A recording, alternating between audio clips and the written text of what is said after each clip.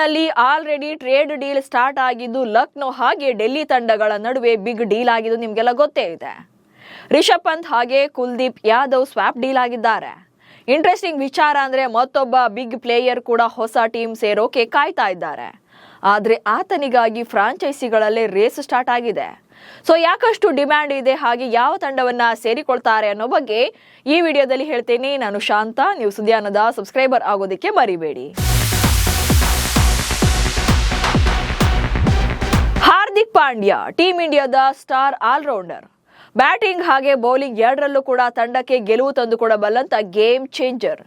ಆದರೆ IPL ನಲ್ಲಿ ಕಳೆದ 3 ಆವೃತ್ತಿಗಳು ಕೂಡ ಪಾಂಡ್ಯ ಪಾಲಿಗೆ ಕಷ್ಟವೇ ಆಗಿದೆ. ರೋಹಿತ್ ಶರ್ಮಾ ಅವರ ನಾಯಕತ್ವದಲ್ಲಿ ಇತಿಹಾಸವನ್ನೇ ಸೃಷ್ಟಿಸಿದ್ದ ಮುಂಬೈ ತಂಡ ಪಾಂಡ್ಯ ಅವರ ನಾಯಕತ್ವದಲ್ಲಿ ಒಡಕು ಮೂಡಿದೆ. ಅದು ಅಲ್ಲದೆ ಪಾಂಡ್ಯರಿಂದ ತಂಡಕ್ಕೇನು ಲಾಭ ಆಗ್ತಿಲ್ಲ, ಜೊತೆಗೆ ತಂಡದಿಂದಲೂ ಇವರಿಗೇನು ಪ್ಲಸ್ ಆಗಿಲ್ಲ.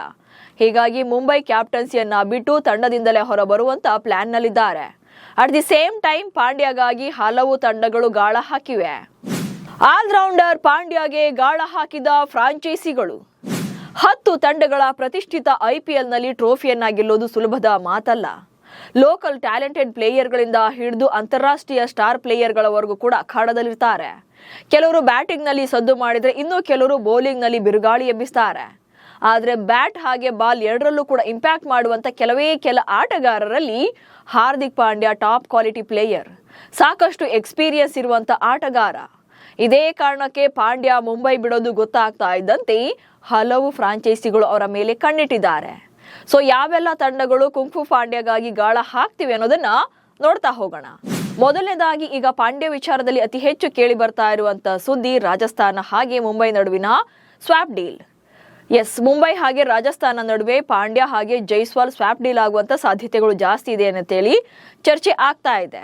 ಸೊ ಯಶಸ್ವಿ ಜೈಸ್ವಾಲ್ರನ್ನ ರಾಜಸ್ಥಾನ ತಂಡದಿಂದ ಮುಂಬೈಗೆ ಬಿಟ್ಕೊಟ್ಟು ಮುಂಬೈ ತಂಡದ ಆಲ್ರೌಂಡರ್ ಆಗಿರುವಂತ ಹಾರ್ದಿಕ್ ಪಾಂಡ್ಯರನ್ನ ರಾಜಸ್ಥಾನ ತಂಡಕ್ಕೆ ಕರೆಸಿಕೊಳ್ಳೋದ್ರ ಬಗ್ಗೆ ಬಿಗ್ ಡೀಲ್ ಆಗ್ತಾ ಇರುವಂತ ಚರ್ಚೆ ಇದೆ. ಹಾಗೆ ಫ್ರಾಂಚೈಸಿ ಮಾಲೀಕರ ನಡುವೆ ಈ ಬಗ್ಗೆ ಮಾತುಕತೆ ಆಗ್ತಾ ಇದೆ.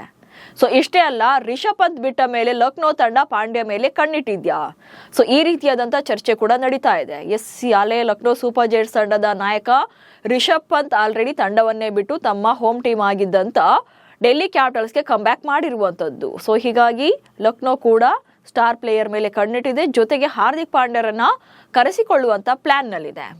ಇದಿಷ್ಟೇ ಅಲ್ಲದೆ ಕೋಲ್ಕತ್ತಾ ನೈಟ್ ರೈಡರ್ಸ್ ತಂಡ ಕೂಡ ಹಾರ್ದಿಕ್ ಪಾಂಡ್ಯರ ಮೇಲೆ ಗಾಳ ಹಾಕುವಂತ ಚಾನ್ಸಸ್ ಜಾಸ್ತಿ ಇದೆ. ಯಾಕಂದ್ರೆ ಅಜಿಂಕ್ಯ ರಹಾನೆ ಅವರ ಕ್ಯಾಪ್ಟನ್ಸಿಯಲ್ಲಿ ಕೋಲ್ಕತ್ತಾ ತಂಡ ಅಷ್ಟೇನು ಪಾಸಿಟಿವ್ ವೈಬ್ಸ್ ಅನ್ನ ಕಂಡಿಲ್ಲ. ಜೊತೆಗೆ ಕಳೆದ 2 ಆವೃತ್ತಿಗಳಲ್ಲೂ ಕೂಡ ಅವರ ಒಂದು ಜರ್ನಿ ಇದೆ, ಅದು ಕೂಡ ಇಂಪ್ಯಾಕ್ಟ್ಫುಲ್ ಆಗಿಲ್ಲ. ಇದೇ ಕಾರಣಕ್ಕೆ ಕೋಲ್ಕತ್ತಾ ಕೂಡ ಅಜಿಂಕ್ಯ ರಹಾನೆಯನ್ನ ಕ್ಯಾಪ್ಟನ್ಸಿ ಜೊತೆಗೆ ತಂಡದಿಂದಲೇ ಕೈಬಿಟ್ಟು ಹಾರ್ದಿಕ್ ಪಾಂಡ್ಯಗೆ ಪಟ್ಟ ಕಟ್ಟುವಂತ ಪ್ಲಾನ್ ನಲ್ಲಿದೆ. ಇನ್ನು ಚೆನ್ನೈ ಸೂಪರ್ ಕಿಂಗ್ಸ್ ನಲ್ಲೂ ಕೂಡ ಅನುಭವಿ ಆಲ್ರೌಂಡರ್ಗಾಗಿ ಕಣ್ಣಿಟ್ಟಿರುವಂತದ್ದು.